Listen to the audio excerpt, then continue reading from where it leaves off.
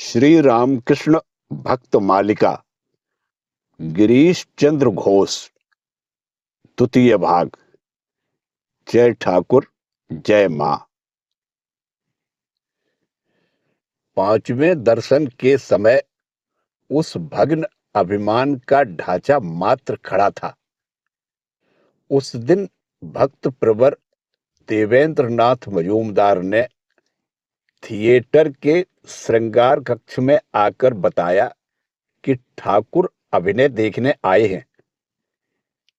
गिरीश अपनी जगह से हिले बिना ही बोले, अच्छा है, तो फिर बॉक्स में ले जाकर बैठाइए। देवेन बाबू ने कहा, क्या आप उनका स्वागत करने नहीं चलेंगे?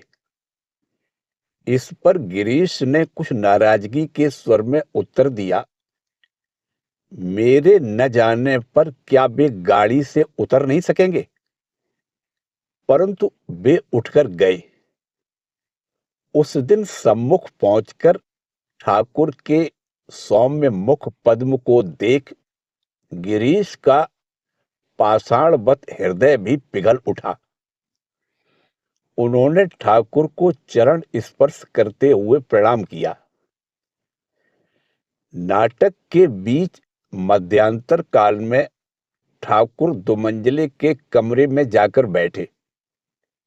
साथ देवेन बाबू आदि भक्तगण थे।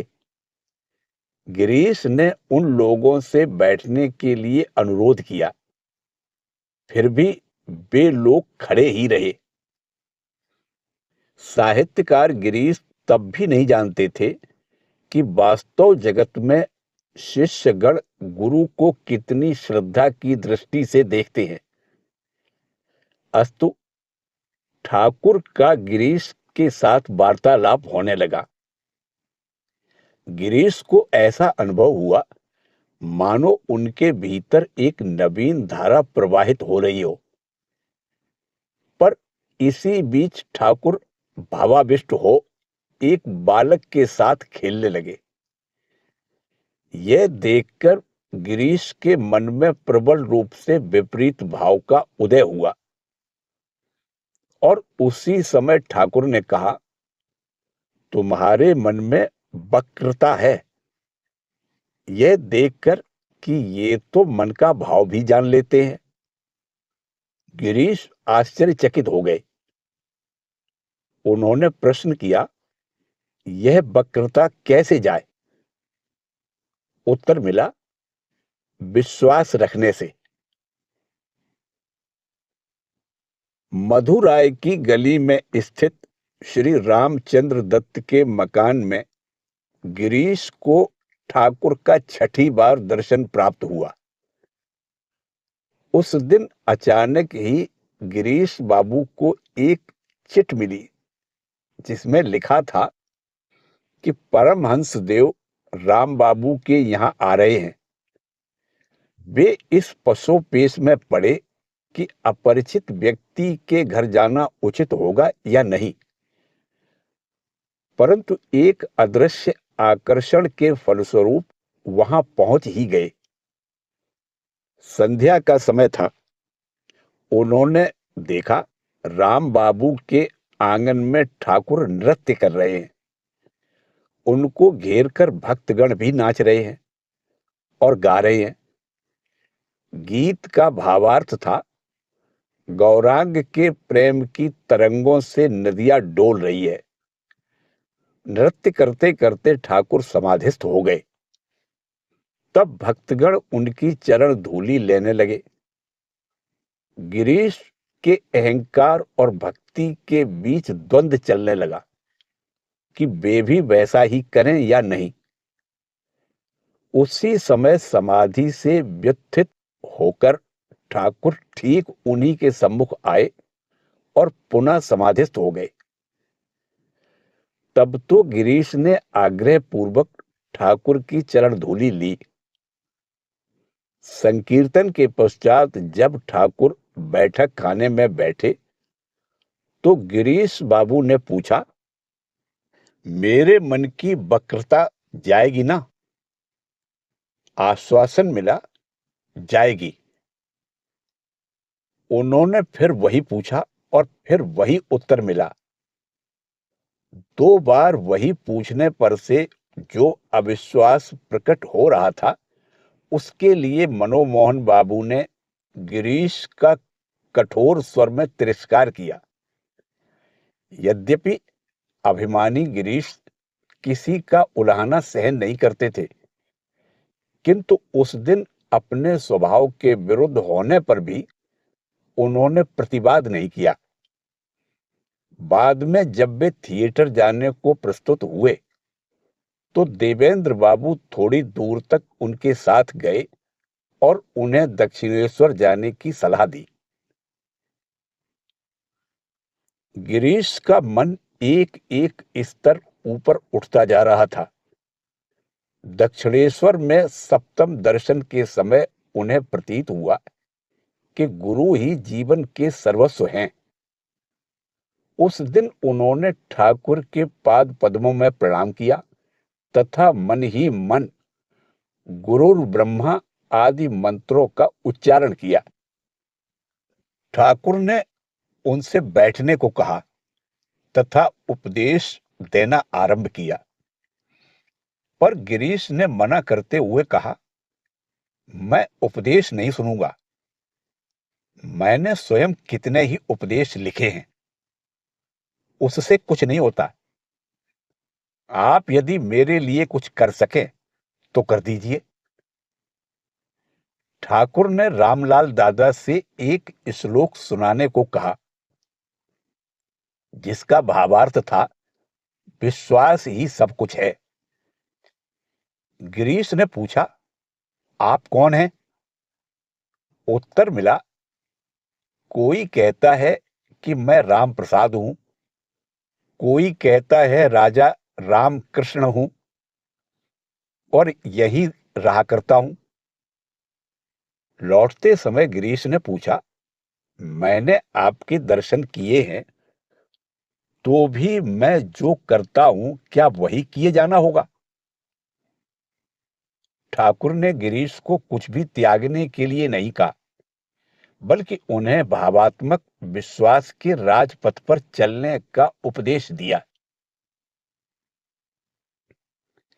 ठाकुर गिरीश की किसी भी बात पर मनाही नहीं करते थे।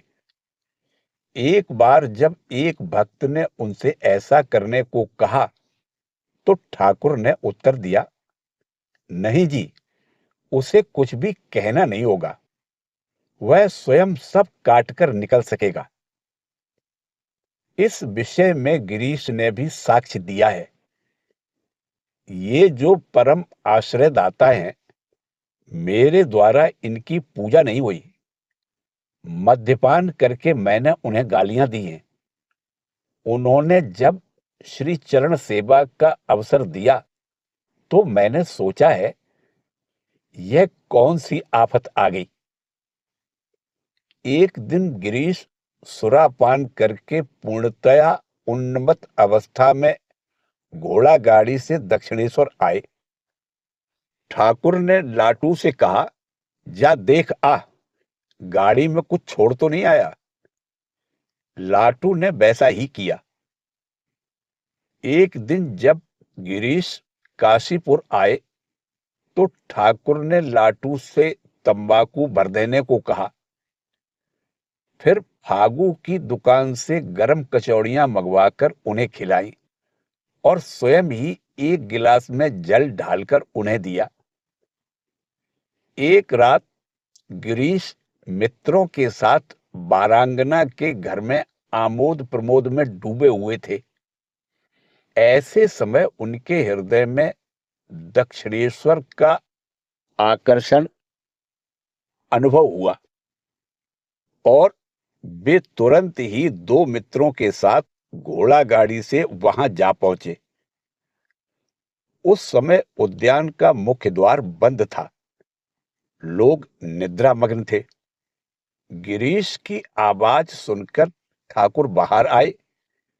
फिर मद्यपान से उन्मत्त गिरीश के हाथ पकड़कर वे आनंद पूर्वक हरि नाम गाते हुए नृत्य करने लगे। उस स्नेह का स्पर्श पाकर गिरीश का हृदय द्रवीभूत हो उठा। बाद में गिरीश ने ठाकुर के बारे में कहा था, मालूम नहीं वे पुरुष हैं या प्रकृति। वे माता के समान स्नेह पूर्वक खिलाते थे, फिर पिता के समान ज्ञानी तथा भक्त के आदर्श भी थे। मैं नहीं जानता कि शास्त्रों में किसे ईश्वर कहा गया है, परंतु मेरी धारणा थी कि जैसा मैं स्वयं से प्रेम करता हूं, वैसा ही प्रेम यदि वे मुझसे करें तो वे ईश्वर हैं। वे मुझे अपने ही समान स्नेह करते थे। मुझे कभी कोई मित्र नहीं मिला, पर वे मेरे परम सुहृदय थे, क्योंकि मेरे दोषों को वे गुणों में परिणत कर दिया करते थे। मेरे स्वयं से भी अधिक स्नेह वे मुझे करते थे। एक दिन ठाकुर जब अभिनय देखने आए तो नशे के कारण अस्वाभाविक अवस्था में गिरीश बाबू हट करने लगे। वचन दो कि तुम मेरे पुत्र होगे। ठाकुर ने उत्तर दिया कि उनके पिता शुद्ध सत्व ब्राह्मण थे, वे भला क्यों गिरीश का पुत्र होने जाए। गिरीश बाबू नाराज होकर ठाकुर को गाली गलौज करने लगे। इस पर वहां उपस्थित अन्य भक्तगण अत्यंत खिन्न हुए। उन्होंने ठाकुर को सलाह दी कि वे ऐसे पापी के पास फिर न आए। ठाकुर चुपचाप सब कुछ सुनते रहे।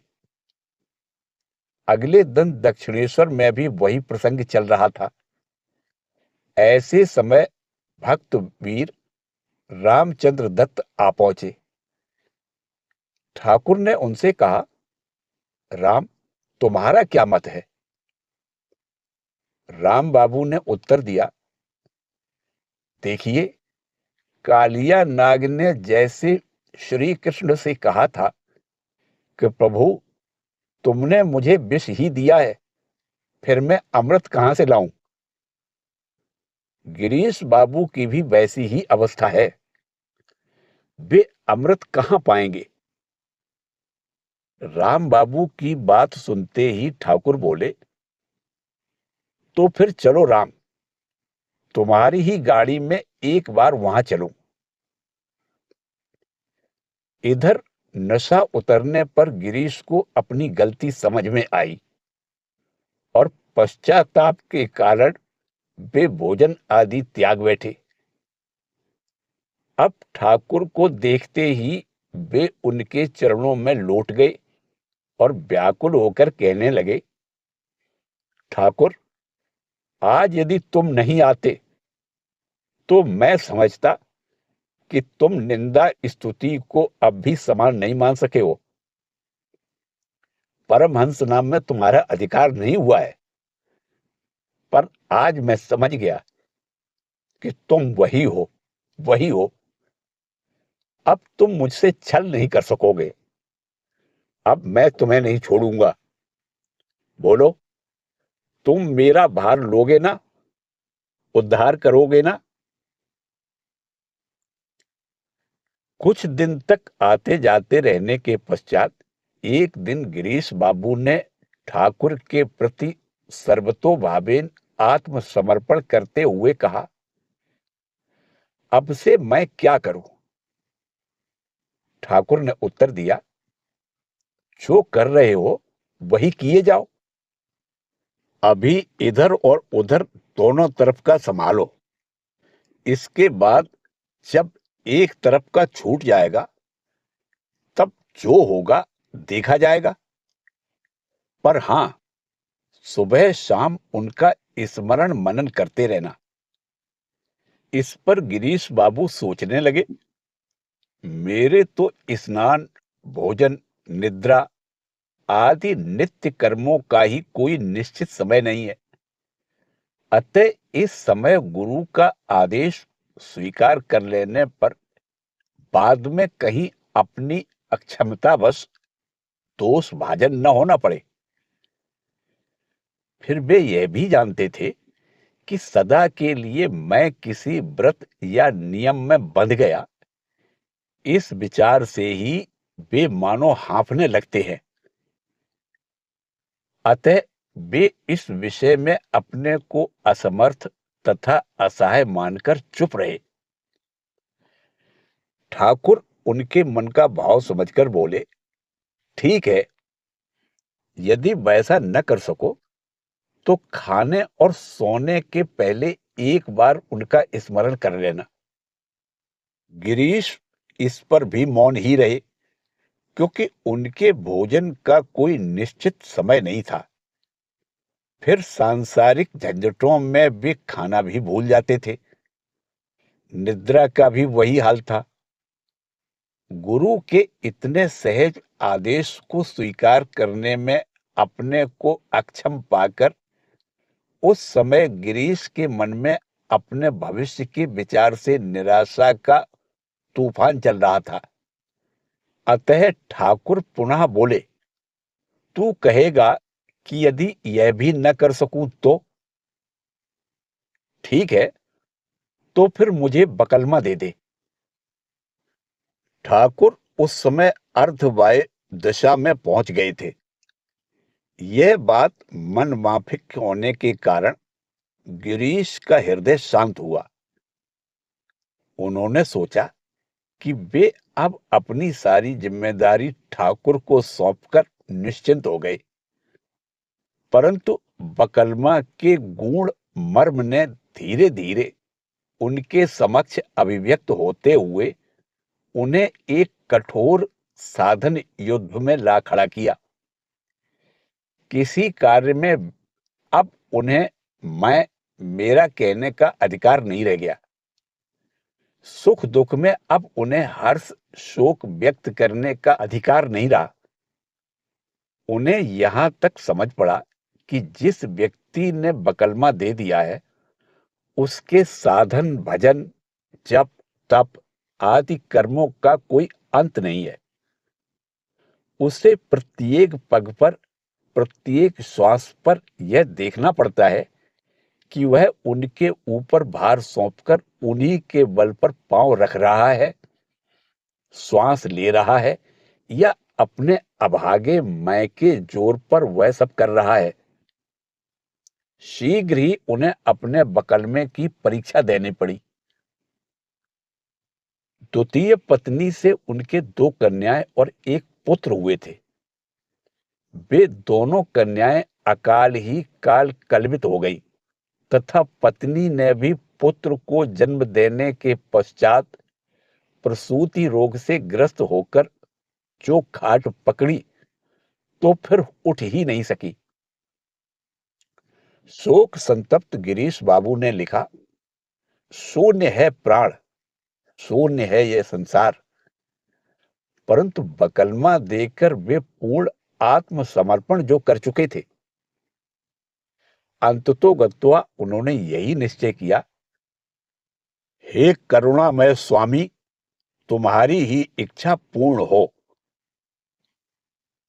होते होते ऐसा भी दिन आया कि जब पहले जिसे उन्होंने भवसागर के पार ले जाने वाले कर्णधार श्री गुरु रूप में स्वीकारा था, उसी को पूजा की वेदी पर स्थापित कर लिया।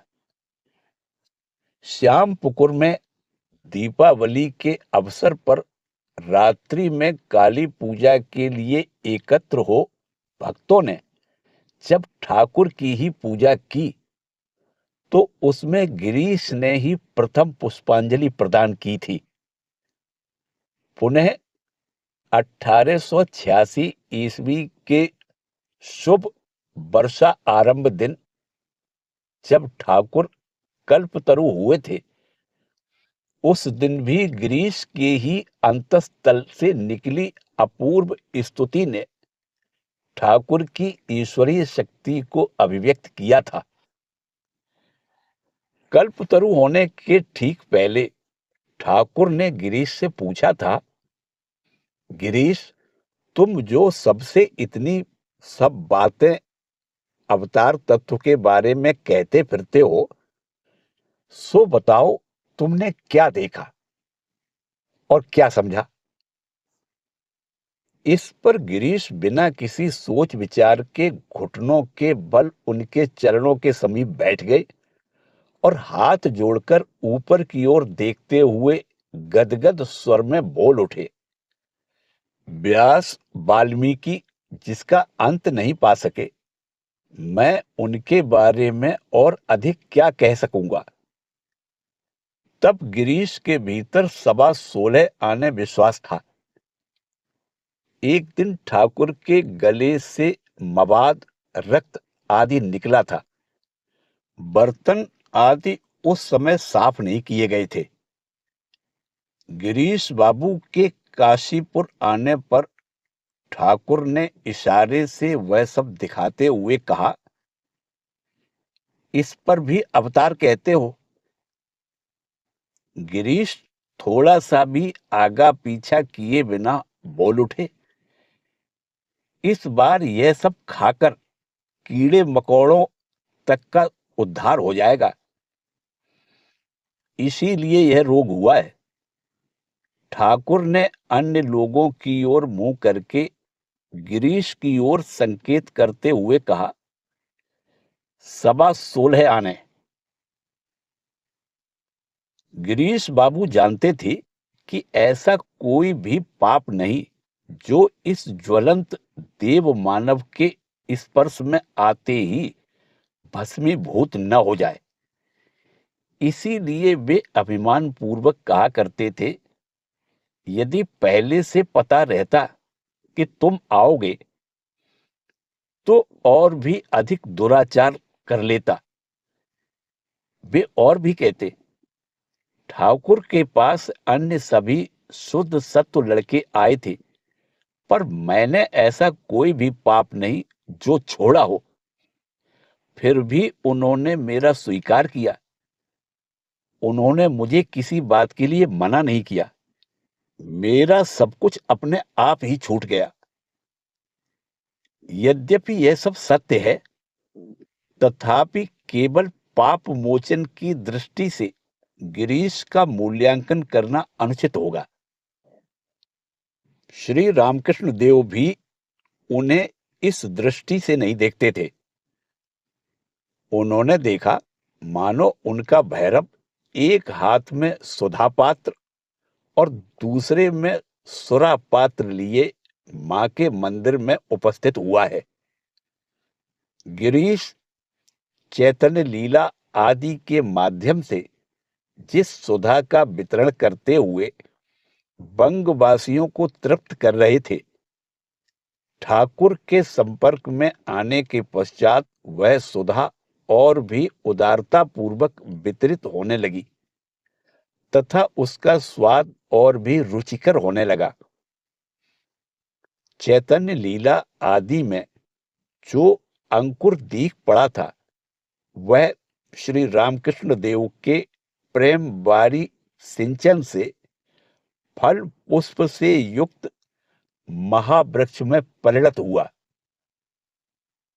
अब से बिल्व मंगल, पांडव गौरव, नसीराम आदि नाटकों का प्रत्येक चरित्र तथा वाक्य श्री रामकृष्ण देव की अभिनव भावधारा का साक्ष्य लेने लगा।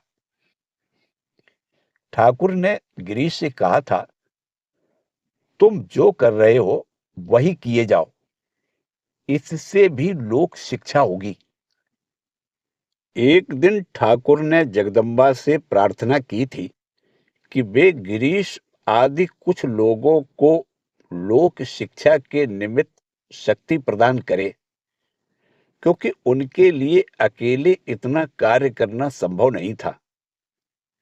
जगन माता ने ठाकुर की वह प्रार्थना सुन ली। श्री रामकृष्ण संघ को सुदृढ़ करने में भी गिरीश चंद्र का अमूल्य अवदान है। वे जब तक जीवित रहे, उनका घर त्यागी भक्तों के आनंद का स्थान बना रहा। धन देते हुए, सलाह देते हुए और सेवा शुश्रूषा आदि करते हुए गिरीश ने सब प्रकार से संघ का रक्षण तथा लालन पालन किया था और अपने इन छोटे भाइयों पर उनका क्या ही विश्वास और प्रेम था। पहली बार विदेश से लौटने के बाद स्वामी विवेकानंद 1897 ईस्वी में जब श्री रामकृष्ण देव के जन्मोत्सव में भाग लेने के लिए दक्षिणेश्वर गए तो गिरीश को पंचवटी के नीचे बैठे देखकर उन्होंने प्रणाम किया। स्वामी जी जब जाने लगे तो किसी ने उनके बारे में कुछ टीका टिप्पणी की। इस पर गिरीश नाराज होकर बोल उठे, ये साले खुद तो अच्छे बनेंगे नहीं और दूसरों की अच्छाइयां भी देख नहीं सकेंगे। ठाकुर कहा करते थे, ये नरेंद्र आदि लोग सूर्योदय के पहले निकाला हुआ मक्खन है। ये लोग क्या फिर पानी में घुल सकेंगे? यदि अपनी आंखों से भी इन्हें अनुचित कर्म करते देखूं तो भी मैं यही कहूंगा कि इन लोगों ने अनुचित नहीं किया, कर ही नहीं सकते। मेरी आंखों में ही दोष है, अपनी आंखें निकाल डालने को राजी हूंगा, पर इन लोगों ने अनुचित किया है ऐसा नहीं कह सकूंगा। और यह केवल मुंह की बात नहीं थी। 1886 ईस्वी में काशीपुर में निवास करते समय पुराने भक्तों के मन में अचानक आया कि सेवा के नाम पर नरेंद्र आदि भक्तगण गृहस्थों द्वारा कष्टपूर्वक अर्जित धन का दुरुपयोग कर रहे हैं। यद्यपि प्रमाण कुछ भी नहीं था, फिर भी उन लोगों ने हिसाब देखना चाहा और उसमें 2-4 पैसे की भूल चूक पाने पर नाराज हो धमकी देते गए कि वे अब और चंदा नहीं देंगे। बात जब ठाकुर के कानों में आई तो उन्होंने युवकों से स्नेहपूर्वक कहा कि चिंता करने की आवश्यकता नहीं, मैं तुम लोगों की लाई हुई भिक्षा में ही संतुष्ट रहूंगा। बाद में उन्होंने गिरीश को बुलाकर सब कुछ बताया। गिरीश बिना कुछ कहे नीचे उतर आए। युवकगण उन्हें भी हिसाब दिखाने लगे, परंतु ये वीर भक्त हिसाब के कागजों को फाड़कर टुकड़े टुकड़े करते हुए गरज उठे, तुम्हें किसी के पास जाने की जरूरत नहीं, मैं अपने मकान की एक एक ईंट बेचकर सारा खर्च जुटाऊंगा। प्रत्यक्षता उन्हें इतना नहीं करना पड़ा, क्योंकि भक्तों को शीघ्र ही अपनी भूल समझ में आ गई। 1891 ईस्वी में गिरीश की द्वितीय पत्नी से हुआ दुलारा पुत्र भी काल कलवित हुआ। श्री रामकृष्ण देव की संपूर्ण हृदय से सेवा करने की इच्छा से गिरीश बाबू ने उन्हें अपने पुत्र रूप में पाने की प्रार्थना की थी। इस पुत्र का आचरण आदि देखकर उनके मन में ऐसी धारणा जन्मी थी कि ठाकुर ही उनके घर आए हुए हैं। अतः उसी दृष्टि से वे पुत्र की सेवा आदि कर रहे थे। अब इस कलिका के असमय ही जड़ जाने से वे असह शोक से अभिभूत हो गए, परंतु ठाकुर को मुख्तारी दे डालने के कारण अब उनके लिए शोक करने को भी मौका नहीं रह गया था। वे भीतर ही भीतर दग्ध हो रहे थे। इस शोक से थोड़ी राहत पाने के लिए उन्होंने एक अद्भुत उपाय खोज निकाला। इन प्रवीण कवि ने नवीन छात्रों की तरह स्लेट पेंसिल लेकर गणित शास्त्र के अध्ययन में मन लगाया। होम्योपैथिक चिकित्सा भी पुनः आरंभ की तथा अभिनय आदि नित्य कर्मों से छुट्टी लेकर ईश्वर चर्चा में समय बिताने लगे। परंतु किसी को भी यह बात समझते देर नहीं लगी कि बाहर व्यक्त न होने पर भी उस शोक की ज्वाला अत्यंत तीव्र थी तथा अंतः सलिला फल्गु नदी के समान भीतर ही भीतर बहता हुआ वह शोक उनके जीवन को विषाद में बनाता जा रहा था। इसीलिए एक दिन स्वामी निरंजनानंद ने उनसे कहा, ठाकुर ने तो तुम्हें सन्यासी ही बना दिया है, चलो दोनों कहीं निकल चलें। गिरीश थोड़ा सोचकर बोले, तुम लोग जो भी कहोगे उसे मैं ठाकुर की वाणी समझकर अभी करने को प्रस्तुत हूं, परंतु भाई, अपनी इच्छा से सन्यासी होने का भी सामर्थ्य मुझ में नहीं है। ठाकुर को मैंने मुख्तारी जो दे दी है। पर निरंजन महाराज बोले, मैं कह रहा हूं चलो। अब तो गिरीश थोड़ा भी आगा पीछा न करते हुए चल पड़े। निरंजन महाराज जानते थे कि गिरीश के इस ताप को शांत करने का उपयुक्त स्थान ठाकुर की जन्मभूमि श्री धाम कामारपुकुर तथा माता जी की वास भूमि जयराम बाटी है। वे उनको इन्हीं दो पुण्य तीर्थों में ले गए। वहां पर मां का स्नेह तथा ठाकुर की कृपा का अनुभव करते हुए आनंद पूर्वक कुछ महीने बिताने के बाद गिरीश शांतिपूर्ण हृदय से लौट आए। तत्पश्चात वे मुक्त कंठ से स्वीकार करते थे कि निरंजन की कृपा से ही उन्हें ऐसा सौभाग्य प्राप्त हुआ था। 1907 ईस्वी में दुर्गा पूजा के समय गिरीश का आमंत्रण पाकर माताजी जयराम बाटी से कलकत्ता आकर बलराम मंदिर में ठहरी तथा गिरीश के घर में देवी के दर्शन करके उनकी आकांक्षा पूर्ण की। गिरीश बाबू माता जी की साक्षात जगदम्बा के रूप में ही पूजा करते थे तथा अनजाने में भी उनके प्रति रंच भर भी असम्मान नहीं होने देते थे। एक दिन संध्या समय अपनी छत पर टहलते समय अचानक गिरीश की पत्नी ने बलराम मंदिर की छत पर खड़ी माता जी की ओर उनकी दृष्टि आकर्षित की, परंतु गिरीश तुरंत ही नीचे उतर आए और सहधर्मिणी से बोले, नहीं नहीं, मेरे नेत्र पापी हैं, मैं इस प्रकार छिपकर मां को नहीं देखूंगा।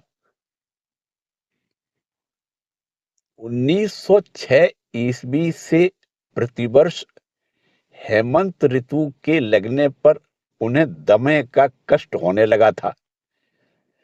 तब से वे अत्यंत सावधानी बरतने लगे।